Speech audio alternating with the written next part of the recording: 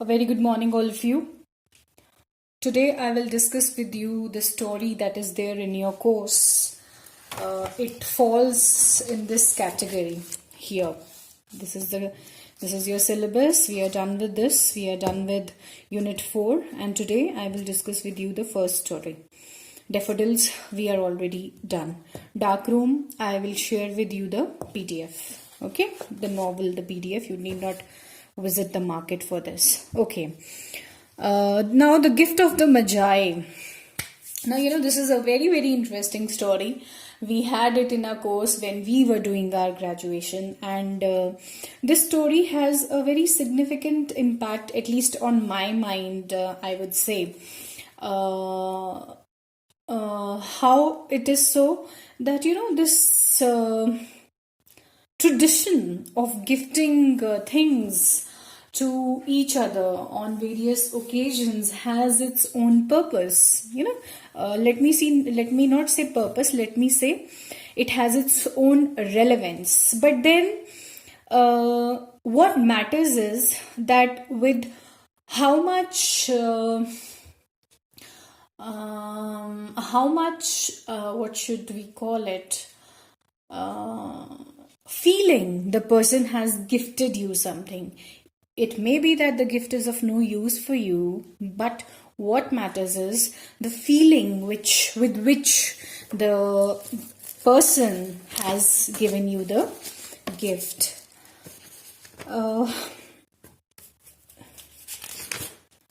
This is my book. When I was a student, we studied this, The Gift of the Magi, by O. Henry. I am sharing this only to share with you the beginning thing, William Sidney Potter, known in the literary world by the pseudonym. What is pseudonym? A fictitious name assumed by an author. And what was his pseudonym? O. Henry. So O. Henry का असली नाम क्या था? William Sidney Potter. But he used to write under the title of O. Henry. And O. Henry, he has been a very, very popular short story writer. I will not enter into all this, but just this, O. Henry's stories are characterized by a keen key for detail. If it was his habit of pacing the streets at night and constantly generated fresh ideas for storylines, it was his power of observation that brought his narratives alive. Narratives, stories. And he himself admits, I have got some of my best yarns from park benches. Yarns over here, yarns is a cloth, huge cloth, जिससे dresses बनती हैं. And what he means to say that whatever I have written till now, the stories, these stories are lifelike. They have come from the park benches. अब ये नहीं कि park bench पे बैठ के story लिखी. It means he experienced those real things of life being there in the park. Lamppost and newspaper stands. There are stories in everything, he says. In recognition of his merits as a short story writer, an annual short story prize has been instituted. Okay, this is not important. Now, let us begin with the story. Now, this was actually the condition of my storybook, so I preferred to share with you your piece of story.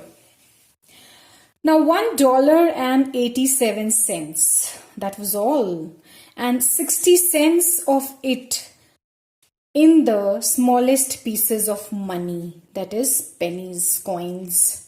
Pennies saved 1 and 2 at a time by negotiating with the men at the market who sold vegetables and meat. Negotiating until one face burned with sullen knowledge of being poor. 3 times Della counted it. $1.87. And the next day would be Christmas. Now you must have got an idea what it is about, There is this couple, let me tell you a little bit. And they have very less money with them.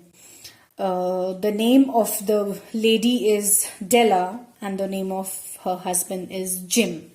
Now they are poor people, okay, and she says that how much these are her savings. Okay, and she says how I have got these saving by negotiating with the men at the market. बाजार में bargaining करके थोड़े बहुत ये जो पैसे बचाए हैं ये इतने से ही हैं. And what is making her feel sad? बार बार क्यों काउंट कर रही है कि अगले दिन it is next day it is Christmas. So it is Christmas Eve and she thinks that I have to buy something for my husband Jim. There was clearly nothing to do but sit down and cry. So Della cried, which led to the thought that life is made up of little cries and smiles, with more little cries than smiles. Okay, more sorrows than smiles. Della finished her crying and dried her face.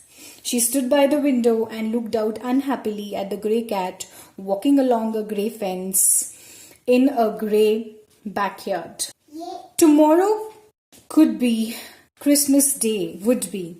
And she had only $1.87 to buy her husband Jim a gift. She had been saving every penny she could for months with this result. Jim earned $20 a week, which does not go far. Expenses had been greater than she had expected. They always are. Many a happy hour she had spent planning to buy something nice for him, something fine and rare, something close to being worthy of the honor of belonging to Jim.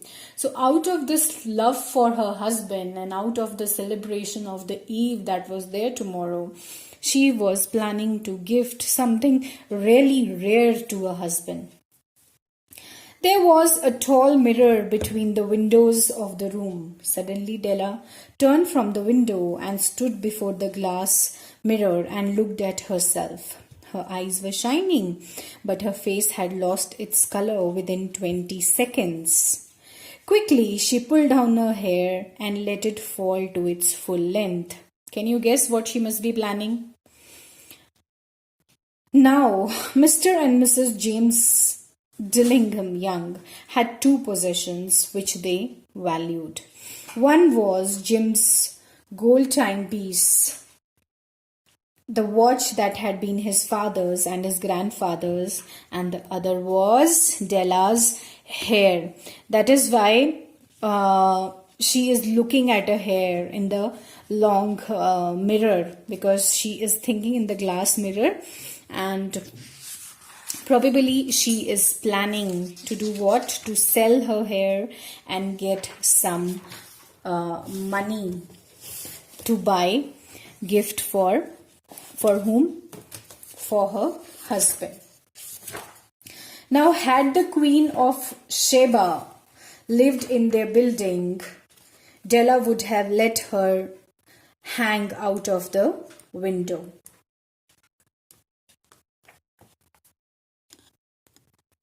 Now, who is this Queen of Sheba? She is a queen who visited Solomon and gave him many sick gifts. Okay, so she's comparing herself to that. Della would have her hang out of the window to dry, just to reduce the value of the queen's jewels. In front of the jewelry of that queen, you know, her hair were much more precious. So now Della's beautiful hair fell about her, shining like a brown waterfall. It reached below her knees and made itself almost like a covering for her. She had beautiful cascade of hair. Cascade को waterfall use किया. And then quickly she put it up again. She stood still while a few tears fell on the floor. Now what is happening? She is planning to sell her hair at the salon and get some money and buy some gift for Jim. She put on her coat and her own old brown hat. With a quick motion and brightness still in her eyes, she danced out of the door and down the street. Where she stopped, the sign read, Madame Sofferane, hair goods of all kinds. So she has basically gone to a parlor. Della ran up the steps to the shop, out of breath. Will you buy my hair? Asked Della. I buy hair, said Madame. Take your hat off and let us look at it. Look at it, look at your hair. Down came the beautiful brown waterfall of hair. $20, she said. Madam, said Madam, lifting the hair with an experienced hand. Give it to me quick, said Della. So, for how much she sold her hair? She sold her beautiful hair for $20. अब कितने पैसे हो गए? $21.87. The next 2 hours went by as if they had wings. What does this mean? When we say time has wings, that it is flied very fast. The time has gone very fast. Della looked in all the stores to choose a gift for Jim. She found it at last. It surely had been made for Jim and no one else. It was a chain, simple round rings of silver. It was perfect for Jim's gold watch. As soon as she saw it, she knew that it must be for him. It was like him, quiet and with great value. She gave the shopkeeper $21 and she hurried home with 87 cents that was left. So what did she buy for him? She bought it was a chain they have written, but generally iska jo technical name hai, it is a fob chain. Fob chain kya hoti hai? A watch which has to which a chain is attached. Okay. Now this watch also has a relevance. When Della arrived home, she began to repair what was left of her hair. She was setting her hair. The hair had been ruined by her love and her desire to give a special gift. Repairing the damage was a very big job. Repairing the damage, the loss she had of her hair. Within 40 minutes, her head was covered with tiny curls of hair that made her look wonderfully like a schoolboy. So now when her hair were cut, they look like small, short, curly hairs, okay, that of a schoolboy. She looked at herself in the glass mirror long and carefully. If Jim does not kill me, before he takes a second look at me, she said to herself, he will say I look like a song girl. But what could I do? What could I do with $1.87? I was not having money. I was not having any savings. What could have I done? So at 7 o'clock that night, the coffee was made and the pan on the back of the stove was hot and ready to cook the meat. Jim was never late coming home from work. Della had the silver chain in her hand and sat near the door. Then she heard a step and she turned white for just a minute. She was scared as to how he will respond to her hair.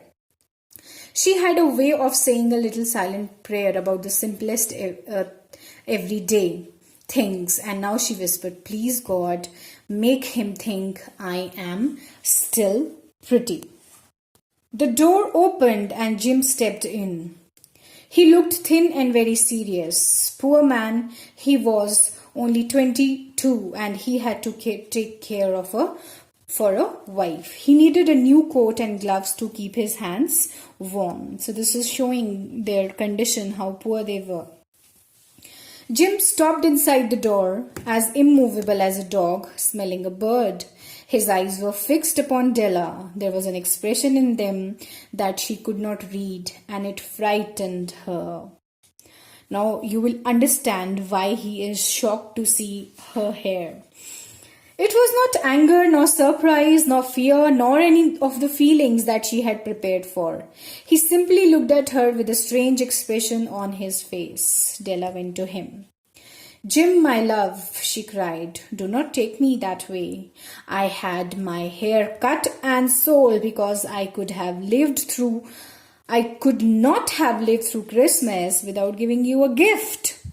My hair will grow out again. I just had to do it. She's telling him that I sold my hair to buy a gift for you. And how was it possible that I don't gift you something as it was Christmas Eve? My hair grows fast. Say Merry Christmas, Jim, and let us be happy. You do not know what a beautiful, nice gift I have for you. You have cut off your hair? Asked Jim, slowly, as if he had not accepted the information even after his mind even if his mind worked very hard. Cut it off and sold it, said Della. Do you not like me just as well? I am the same person without my hair, right? Jim looked about the room as if he was looking for something. You say your hair is gone? He asked.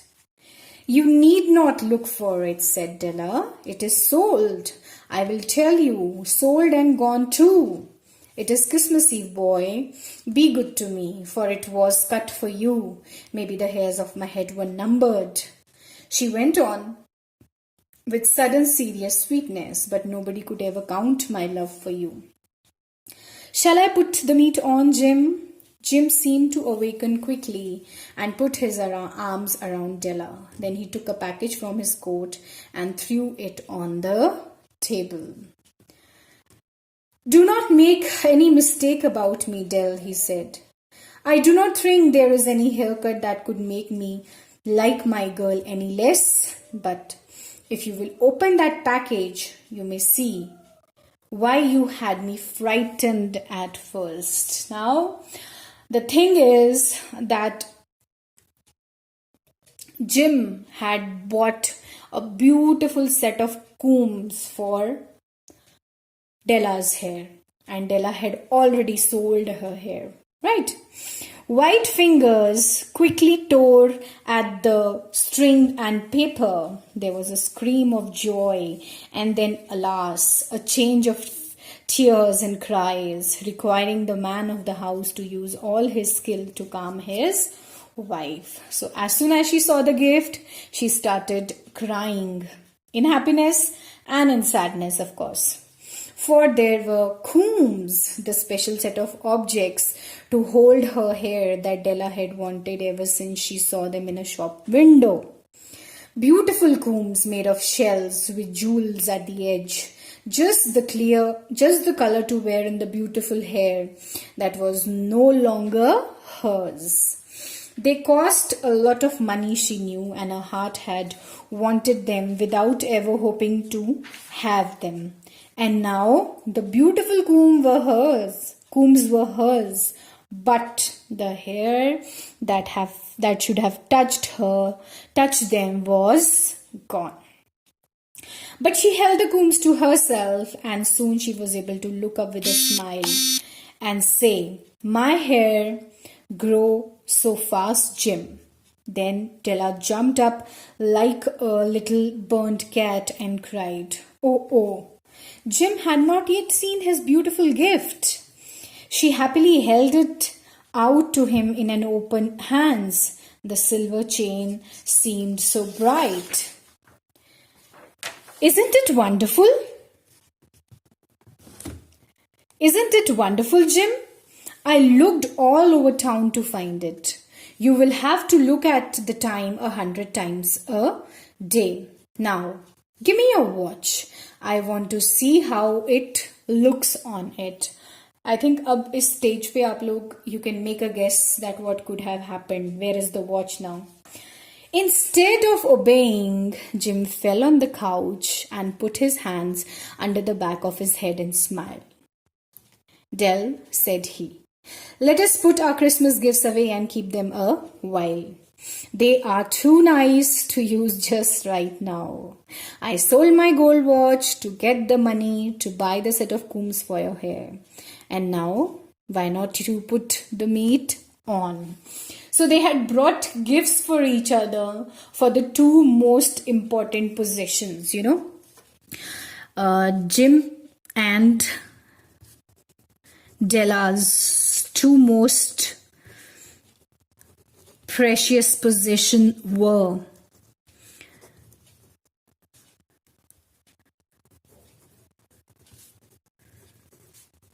Jim's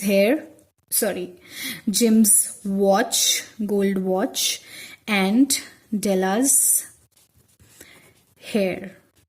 Right? Because it was Christmas Eve, they both sold their precious possessions. But अब I नहीं समझी इस चीज की.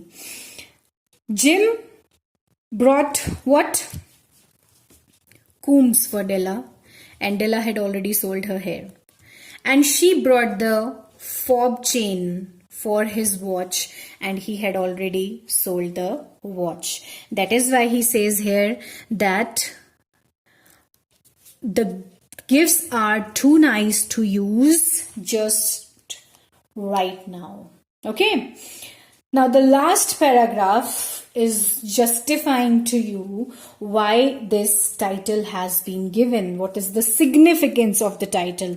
This is the main crux which you all have understood. Now let us read the concluding paragraph of the story. The Magi were wise men, wonderfully wise men who brought gifts to the baby. Now, who were the Magi's? They were the three wise men from East. Okay, ऐसा कहा जाता है कि they were the king of Arabia, Sheba, and Egypt. Now, these three wise or three Magi's, three wise men, what they had brought gifts to the baby Jesus. They invented the art of giving Christmas gifts. Being wise, their gifts were wise ones. And here I have told you the story of two young people who most unwisely gave for each other the greatest treasures of their house. But in a last word to the wise of these days, let it be said that of all who give gifts, these two were the wisest. So ye three Magi's were not the wisest, but these two were the wisest, and they were the true Magi's. अब छोटे baby के लिए, Jesus Christ के लिए, these three Magi's, what they had, these three wise men, the three Magi's, they had brought perfumes, jewels, and many things which are, treasures. But were they of any use for the little baby Jesus? No, they were of no use.